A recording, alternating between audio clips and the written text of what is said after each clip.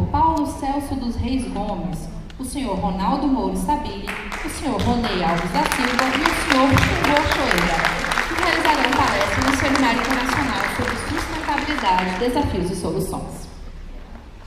Paulo Celso dos Reis Gomes, doutor em Desenvolvimento Sustentável, mestre em Tecnologia Ambiental e Recursos Hídricos, especialista em Gestão Ambiental e Ordenamento Territorial, engenheiro civil e engenheiro de Segurança do Trabalho, professor adjunto da Universidade de Brasília desde 1998, coordenador do Laboratório de Segurança Ambiental da Faculdade de Tecnologia da UNB, coordenador da pós-graduação em Engenharia de Segurança do Trabalho na Faculdade de Tecnologia. Foi subsecretário de Estado de Meio Ambiente e Recursos Hídricos do Distrito Federal, onde atuou como subsecretário da Política de Resíduos Sólidos, sendo conselheiro do Conselho Administrativo do Fundo de Meio Ambiente e exercendo a coordenação técnica do Comitê Intersetorial de Resíduos Sólidos do DF e a coordenação geral do Comitê de Gestão de Resíduos da Construção Civil e Volumosos. Atualmente é diretor técnico do Serviço de Limpeza Urbana do Distrito Federal. Ronei Alves da Silva, representante do Movimento Nacional de Catadores do Distrito Federal, conselheiro do CONAMA no Conselho de Meio Ambiente, ex-presidente da Central de Cooperativas de Catadores de Materiais Recicláveis, estudante do curso de Direito.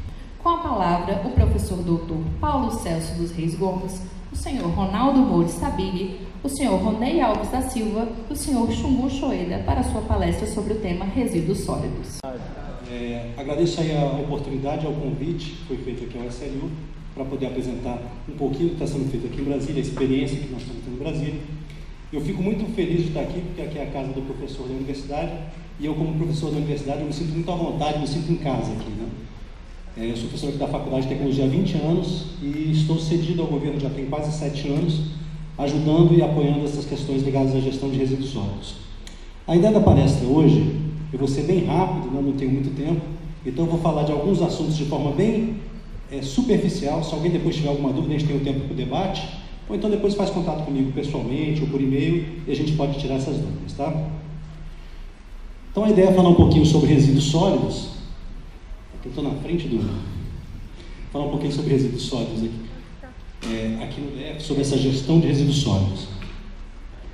E falar um pouquinho sobre como a gente está vendo isso na questão da sustentabilidade dessa gestão e dessa inovação que foi feita nesses últimos anos. Em relação às ações que nós tínhamos na gestão, foram 6 os desafios que a gestão foi encomendada, né, pelo governador quando nós assumimos em 2015, que era o primeiro, encerrar as atividades regulares do lixão, inaugurar o primeiro aterro sanitário da capital. Brasília nunca teve aterro sanitário, implantar uma coleta seletiva eficiente, incorporar os catadores como prestadores de serviço, universalizar a prestação de serviços e modernizar e reestruturar o SLU. Então eram grandes desafios e a gente tentou da melhor forma possível encarar isso tecnicamente. Para quem não conhece o lixão aqui de Brasília, ele fica aproximadamente a 15 quilômetros daqui em linha reta. Ele é o segundo maior lixão do mundo em operação, só é menor que o lixão de Jakarta, na Indonésia. Nós temos aproximadamente 40 milhões de toneladas de material enterrado lá. Gente, é um lixão. Não tem nenhum tipo de mecanismo ou instrumento de proteção do meio ambiente lá, não tem nenhum tipo de manta impermeabilizante. Então, o lixo foi colocado sobre o solo diretamente, o chorume que escorre diretamente para o solo, para o subsolo e para a água subterrânea. Então, é um grande passivo ambiental que está sendo deixado para as próximas gerações. E que durante 57 anos esteve operando em Brasília.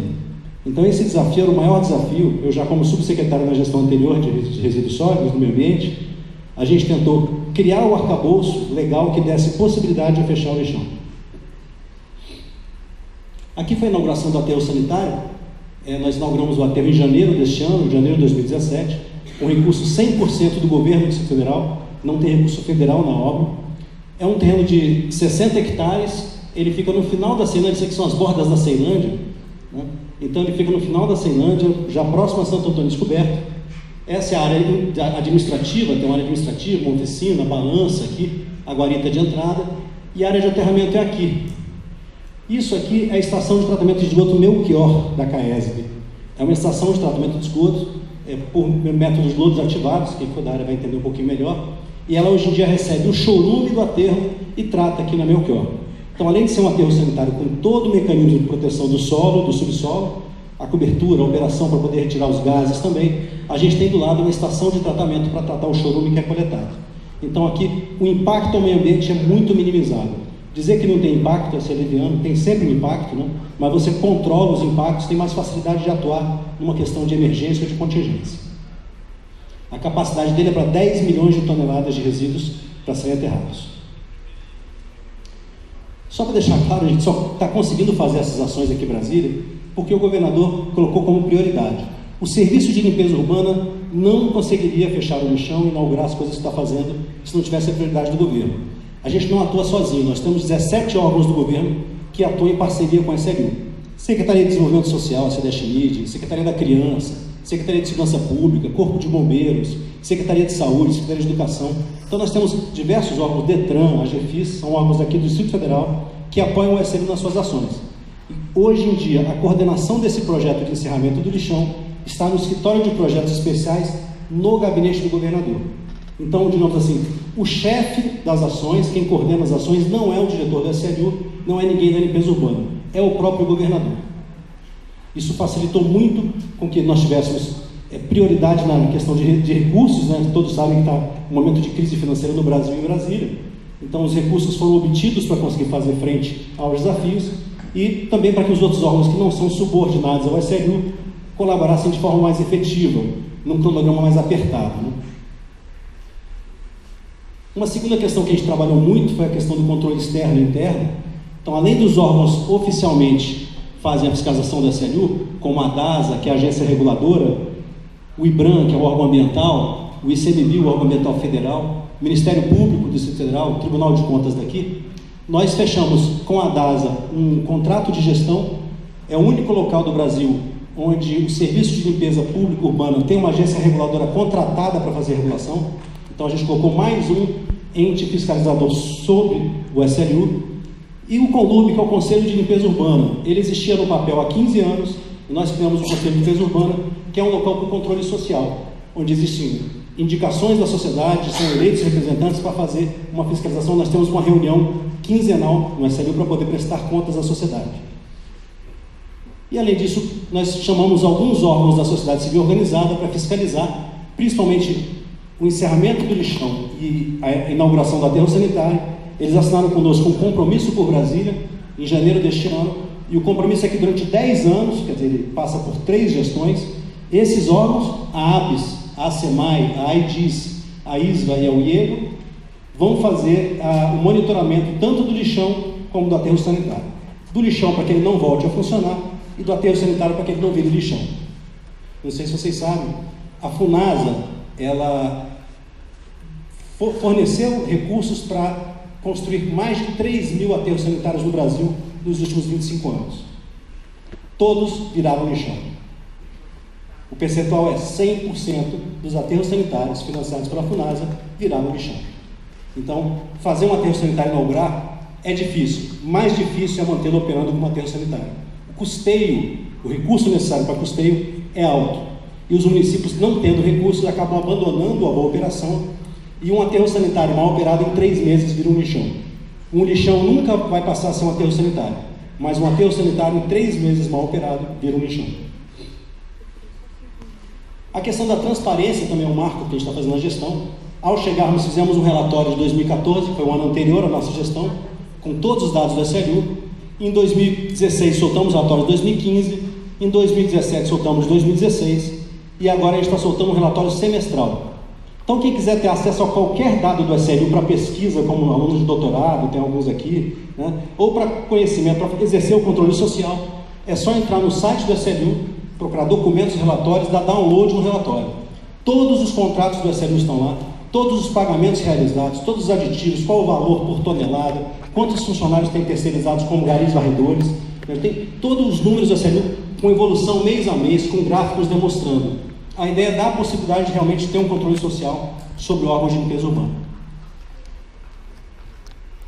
Um diálogo que nós estamos tendo com os catadores, eu coloquei aqui principalmente do lixão, porque o encerramento do lixão é realmente um ponto de inflexão. A gente vai ter uma mudança muito grande na vida desses catadores. Alguns estão na 3ª geração avó, mãe e filha catando no mesmo lugar. Então você tem 35, 40 anos de catação, e essa mudança desse paradigma, que não é só geográfico, né, de mudar a localização de trabalho, mas é de forma de trabalho. A gente vai falar um pouquinho mais sobre isso. Eu imagino que depois no debate a gente vai ter mais oportunidade de descrever. Aqui uma forma que nós temos de conversar com os catadores, né? Então, ao invés de ter uma ata de reunião, quem já viu aqui o programa Roda Viva, nós temos um facilitador, ele desenha no painel, os pontos principais estão sendo conversados, tem alguns desenhos para lembrar as pessoas, e nós usamos isso como ata. Nós temos hoje 250 painéis desses, das reuniões realizadas com os catadores. Facilita muito o pessoal depois tirar foto com o celular e guardar ata no bolso. Alguns folhetos que nós soltamos aqui, os compromissos com os catadores do lixão, as reuniões realizadas no local. Nós construímos no lixão uma área de convivência, dá para umas 200 pessoas poderem ficar lá dentro conversando, para a gente poder ter essa facilidade de conversa com os catadores. Não é fácil, é um problema grande. Nós temos que representantes do movimento nacional, devem mostrar todas as dificuldades que tem no lixão, tá? Mas é uma ação que está sendo feita para conseguir chegar na base de 2.000 catadores. São 9 presidentes de cooperativa e 2.000 catadores no local. O diálogo não é fácil. É difícil que a informação chegue a todos da mesma forma. A informação chega sempre por vários caminhos e, de alguma forma, ela vai sendo distorcida, vai sendo modificada, como é qualquer caminho de informação. A construção do centro de triagem, tem 7 centros de triagem para receber esses catadores licitados, 3 já estão com recursos disponíveis, já começaram as obras, e 3 já estão esperando o recurso do BNDES, que é o Banco Nacional de Desenvolvimento Social, para poder fazer esse investimento e começar as obras. Mas então a gente deve ter essas obras aqui começando, a nossa expectativa é até janeiro do ano que vem. Essas aqui já começaram. Então são galpões adequados para dar dignidade aos catadores para realizar o serviço de triagem. Enquanto os galpões não estão prontos, o governo alugou 5 galpões que estão com licença ambiental, tem licença de funcionamento. Esses galpões têm 2 fotos aqui, né, com pé direito alto, com vários acessos para facilitar o trabalho de triagem. Tem um apoio de vigilância, conservação e manutenção desses galpões. Então o SLU fornece esses galpões e fornece a vigilância, a manutenção e conservação. Os catadores podem fazer o trabalho lá dentro de triagem. Foram adquiridos equipamentos, nem todos chegaram ainda. Então uma grande reclamação dos catadores que já foram para os 2 primeiros galpões é que eles estão trabalhando lá como trabalhavam no lixão, fazendo a catação de uma forma economicamente desfavorável, né? Então, fazendo a catação no chão. Mas já temos algumas mesas lá para fazer triagem, já temos alguns containers, algumas pás, e até o final deste mês chegam todos os demais equipamentos. Prensa, esteira, mesa com esteira, empilhadeira elétrica, tem uma dezena de equipamentos para cada um desses galpões para facilitar o serviço de triagem. Aqui as fotos dos galpões, a primeira cooperativa que mudou, o galpão vazio, né, com os containers já, a gente fez uma capacitação separando a área de cada catador, de cada cooperativa, são 2 cooperativas nesse galpão. Aqui o galpão já ocupado, né, é um outro galpão, diferente daquele que eu mostrei na foto anterior, e aqui já funcionando, já retirando o rejeito da triagem. Foram contratadas as cooperativas para fazer coleta seletiva e triagem. Brasília nunca teve esse contrato com os catadores. Boa tarde a todos e a todas. Meu nome é Rona, eu faço parte da direção do Movimento Nacional de Catadores. Eu queria dizer que é uma satisfação muito grande ver a professora Isabel Zanetti aqui, que é uma das maiores especialidades do país na área de resíduos sólidos, uma pesquisadora que tem um trabalho fundamental nessa área de resíduos e que eu admiro demais o trabalho dela. Da Valéria Gentil, que tem um trabalho fantástico na área da economia da reciclagem, aquele trabalho teve um papel importantíssimo para nós catadores, porque realmente mapeava toda essa questão da economia da reciclagem. A doutora Adriana Tostes, que é do Tribunal de Justiça e que tanto tem nos ajudado. Bem, pessoal, por que hoje tem tantas pessoas aqui para discutir sustentabilidade numa tarde, no meio do ano? Por que tantas pessoas estão discutindo isso? É porque nosso planeta está morrendo. Nosso planeta está morrendo por conta da atuação do homem, não exclusivamente por conta disso. E é por isso que a gente precisa buscar um outro modelo, um modelo sustentável. Eu separei algumas fotos na internet sobre o que está acontecendo. E são fotos muito, como é que eu posso dizer, clichê.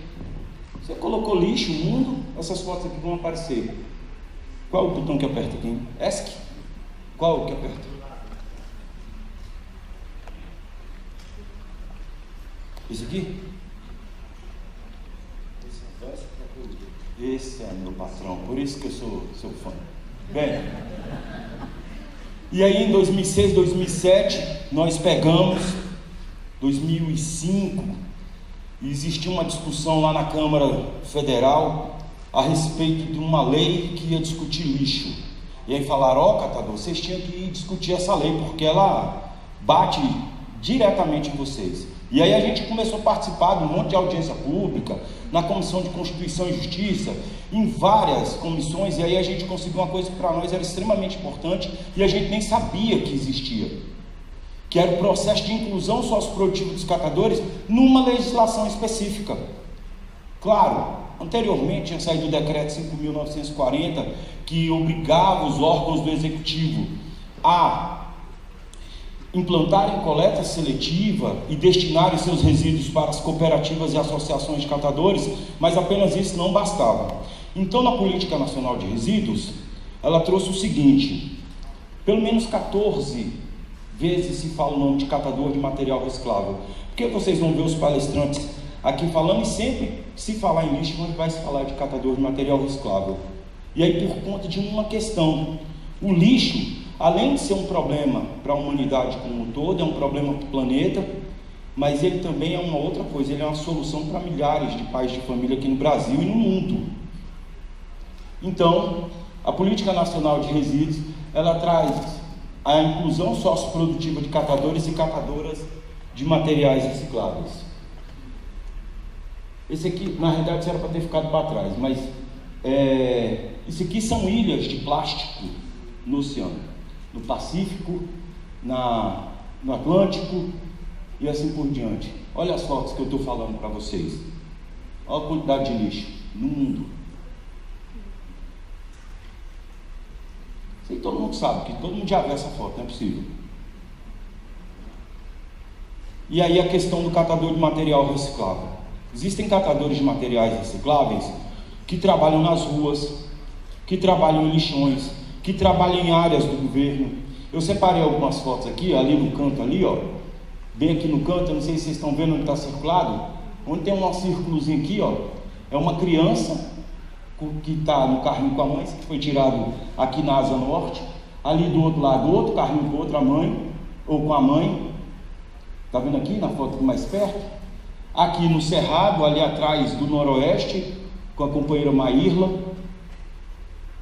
Aqui, dentro de áreas do governo, então aqui a usina do setor da L do PSUL, ali ó, são áreas em que estão catadores trabalhando aqui no Distrito Federal e que trabalham em áreas do governo. Aqui são cooperativas que tinham uma estrutura precária que fosse, mas tinha uma infraestrutura. E aqui é o lixão estrutural, onde tem milhares de pais de família e mães de família que trabalham e dependem desse material reciclável para sobreviver. Catador de material reciclável não é catador de lixo, a gente é catador de material reciclável. Ninguém está no lixão atrás de rejeito. Uma pessoa, quando trabalha no lixão, ele está ali para recolher material reciclável. E por que no lixão tem material reciclável? Porque não existe coleta seletiva. Porque se existisse efetivamente coleta seletiva, não tinha material reciclável no lixão. No lixão tinha exclusivamente rejeitos. Ou estou errado? Se eu estiver errado, pode o pessoal me interromper, por favor. Então aqui é uma foto de um caminhão saindo com algumas toneladas de material reciclável, e isso é todos os dias da semana, manhã, tarde e noite. Infelizmente o lixão é um lugar de várias mazelas, e você nunca vai ouvir um catador falar, não, nós queremos que o lixão continue. Todos nós somos 100% a favor do fechamento do lixão, mas com um processo de inclusão produtiva que está na lei, mas não é aquele para fazer propaganda, não é aquele para dizer que fez. É inclusão socioprodutiva de verdade, porque ali tem mãe, ali tem pai, que depende daquilo para sobreviver. Não é para apenas fazer uma propaganda, porque no outro dia ele vai morrer de fome, se ele não tiver trabalho. Isso aqui, e as pessoas podem falar, mas catador não está nem para nada. Isso aqui são algumas ações, isso aqui é processo de luta que a gente vem passando ao longo dos anos, em audiência pública, em briga com o poder público, para poder ser, porque a gente imaginava o seguinte: a partir do momento que tiver uma legislação específica que diz isso, está tudo resolvido. E a gente estava errado, porque a legislação existe, mas infelizmente ela não é cumprida. E o que a gente tem feito? Lutado para obrigar com que seja feito efetivamente. Esses aqui são alguns, depois de tantas lutas, essas aqui são algumas políticas públicas que falam de inclusão socioprodutiva de catadores de materiais recicláveis. Infelizmente isso não está sendo cumprido. Depois eu passo para todo mundo, se o pessoal quiser, depois eu passar a apresentação. Eu estou passando bem rápido porque o tempo é um pouco curto, e para também não ficar muito maçante. Ali está a lei distrital, ali está a lei que regulamenta, fala da coleta seletiva, fala da questão das fontes geradoras. E aqui o que eu acho mais bacana na Política Nacional de Resíduos, no artigo 8º, no artigo 6º, inciso 8º, o reconhecimento do resíduo sólido, reutilizável e reciclável como um bem econômico de valor social, gerador de trabalho e renda e promotor da cidadania. É isso que é. É isso que era para ser e infelizmente não está acontecendo. Não digo aqui em Brasília, eu digo no país inteiro como um todo. Aqui em Brasília, infelizmente, é muito pior do que está acontecendo no resto do país. É muito pior. A história é bem longa, eu posso passar tudo que vocês quiserem depois. E aí no artigo 17 fala o seguinte, no artigo 17, inciso 5, fala: metas para eliminação, recuperação de lixões associada à inclusão social e principalmente a emancipação econômica de catadores de materiais recicláveis. Nós, no movimento, a gente trata catadores e catadoras de materiais recicláveis. Aí traz o decreto que regulamenta a Política Nacional de Resíduos, a Política Nacional de Resíduos, que é a 12.305, ela tem um decreto que regulamenta essa lei. E aí nesse decreto ele traz uma coisa que para nós aqui em Brasília é extremamente importante, que é o seguinte: é a separação do resíduo. É extremamente importante ser feita a separação dos resíduos. Aí você fala: por quê, Rony? Porque se você não separar o seu resíduo em casa, não tem como eu prestar um bom serviço. E para nós ele é extremamente importante que seja da forma que está na lei, da forma que está no decreto. A separação dos resíduos secos e úmido. A pessoa não sabe o que é material reciclável, não sabe o que naquele momento tem efetivamente valor econômico, não sabe efetivamente o que é material reciclável. Esses dias eu peguei uma caneta Bic, vamos supor, quem tem uma caneta Bic? Aí perguntei para uma pessoa: você sabe o que nessa caneta Bic é reciclável e o que não é reciclável? A pessoa não soube me responder, mas era um dos maiores técnicos, se diz um dos maiores técnicos na área de resíduo. A tampa da caneta, o fundinho da caneta, ele é reciclável. Essa parte interna onde está a tinta, ela é reciclável. Por incrível que pareça, a única coisa que não é reciclável aqui é a parte de fora, essa parte transparente. As pessoas não sabem disso. Quando você pegar um plástico e você esticar ele tem alta reciclabilidade. Quanto mais quebradiço é o plástico, menor é a reciclabilidade desse plástico. Então, não necessariamente porque é plástico, não necessariamente porque é papel, é reciclável. Por isso a gente defende que os materiais têm que ser separados em seco e orgânico.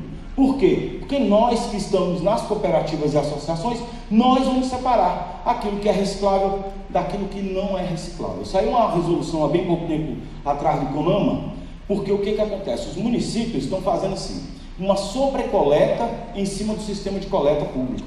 Como é que é isso?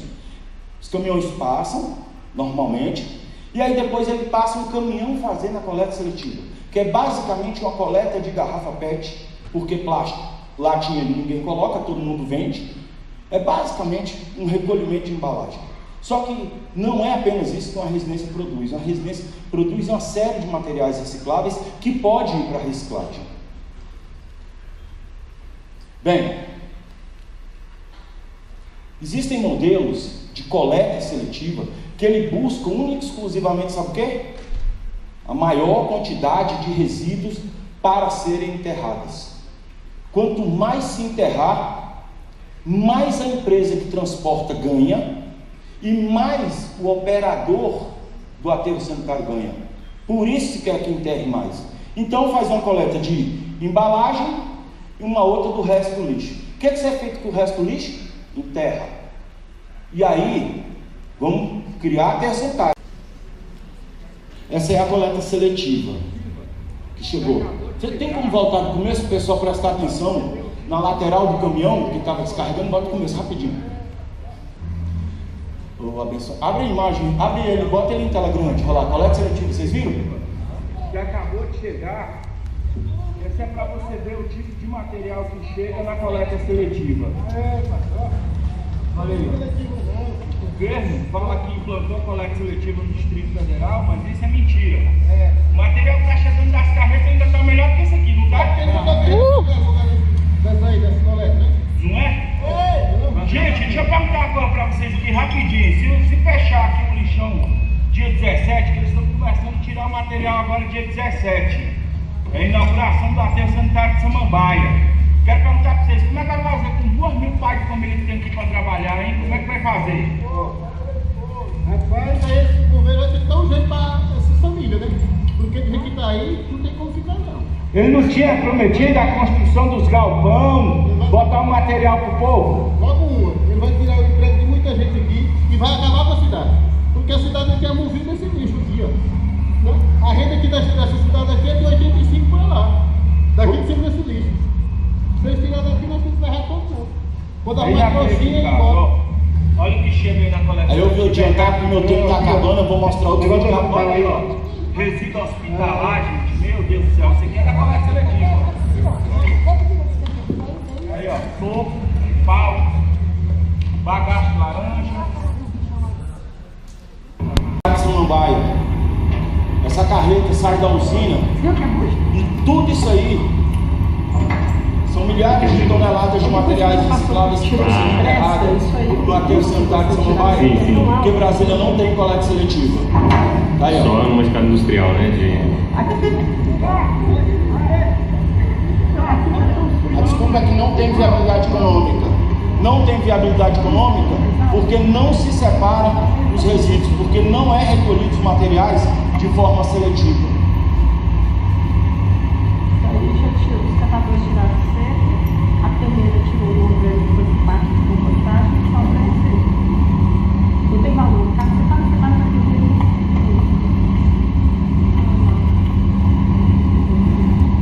Qual a diferença desse caminhão para aquele outro de antes?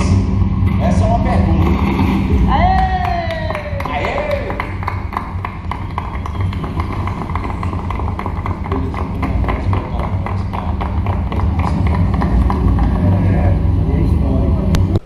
Bem, qual a infraestrutura do DF para melhorar as condições de trabalho dos catadores? Isso, vamos ver. Foi. Esse é o videozinho que mostra lá o caminhão da coleta seletiva despejando o material da coleta seletiva. Depois vocês viram as carretas.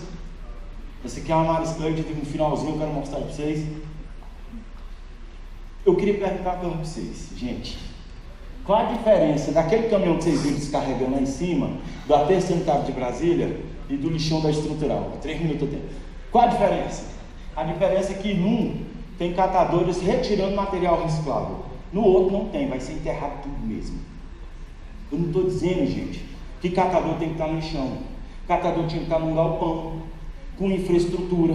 O governo implantar a coleta, um sistema, não é programa de coleta seletiva, é um sistema de coleta seletiva, que é bem diferente uma coisa da outra. Para quê? Para que pudesse salvar o máximo possível dos materiais, o máximo possível, para a gente ter o mínimo possível para ser aterrado. Tem uma experiência em São Francisco, nos Estados Unidos, fantástica, que é aterramento zero. Lá não se enterra, lá é lixo zero. Bem, a sustentabilidade por alguns, e a gente está falando aqui de sustentabilidade, nós não estamos falando de lixão da estrutural, muito menos de catadores. Social.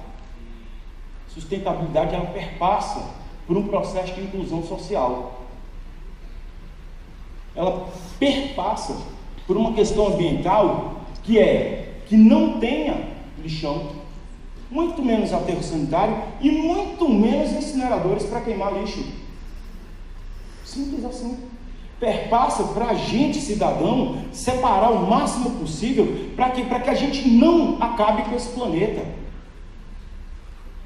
A economia, quem conhece muito disso é a doutora Valéria Gentil, conhece muito do sistema econômico na questão da cadeia da reciclagem.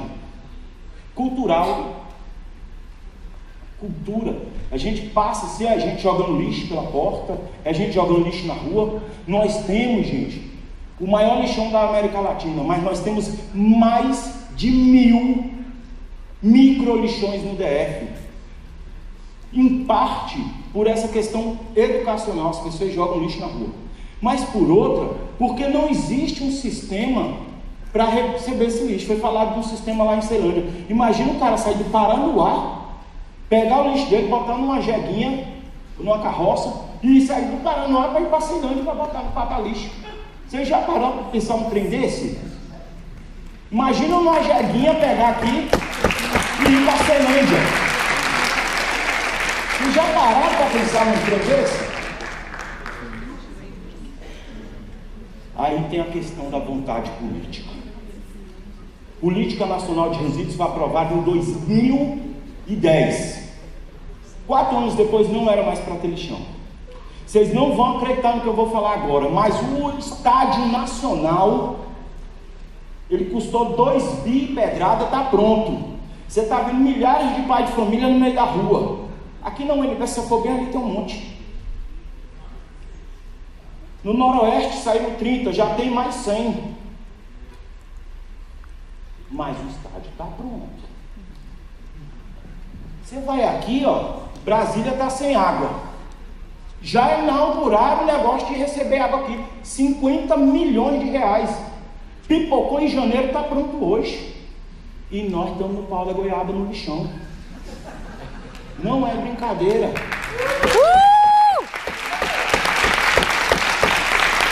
A história é que no próximo governo tudo vai ficar pronto. E...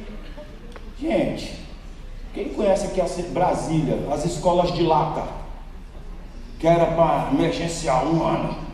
Emergencial 1 ano. 1 ano. Os caras ficaram 20. Cara, não, o tempo acabou. Bem, eu queria mostrar um negócio muito fantástico que eu assisti há bem pouco tempo atrás. Foi um documentário e foi muito difícil, porque, rapaz, eu tive que ler demais. Porque era legendado, eu só gosto de filme dublado, né? Mas era legendado. Mas como falar de lixo, e a gente é muito doido nesse negócio de lixo, que é tipo uma pinga, que você fica doido. Eu fui ver esse documentário. Rapaz, primeiro eu com o pé atrás, ele falando e tal, do lixo nas praias, os catadores, desceu o cacete. Depois ele desceu o cacete em um aterro sanitário. Aí eu falei, cara, esse negócio é ruim. Ele vai daqui a pouco falar que incinerador é a coisa melhor do mundo. Aí depois não, ele no outro bloco ele pegou e foi falar dos incineradores. O mal que os incineradores e as tecnologias térmicas que tratam lixo, o mal que isso faz para a humanidade e para o meio ambiente. E aí por último ele trouxe a solução. Eu falei, cara, esse cara é sensacional, velho. Que é o modelo de tratamento de São Francisco nos Estados Unidos, que eu já ouvi falar. Teve alguns companheiros do movimento que foram lá, não fui, mas tiveram alguns companheiros do movimento. Eu tinha separado algumas fotos para mostrar para vocês como é que se aconteceu em Paris o povo não jogar lixo na rua. Mas como meu tempo acabou, não vou mostrar para vocês. Mostra, mostra, mostra. Não, meu tempo acabou, gente, senão o povo vai ficar bravo comigo. Mas quero deixar claro o seguinte, em Paris, Paris, que é uma cidade muito parecida com Brasília. É sério? Vocês não acreditam, não? Paris é idêntico a Brasília, é um lugar pequeno, que tem muito pouca gente rica, muita gente pobre. Lá tem uns catadores que são, inclusive Gilberto está lá na França agora, que é um companheiro lá de Minas, que a gente tem uma relação com a França Liberté, e aí ele traz as coisas dos bifãs e tal, essa coisa toda, tá. Gente, e aí, que é muito bacana, mas depois um outro dia, com mais tempo, eu mostro para vocês como é que fizeram para que Paris não tivesse lixo na rua. Gente, muito obrigado. Desculpa qualquer coisa.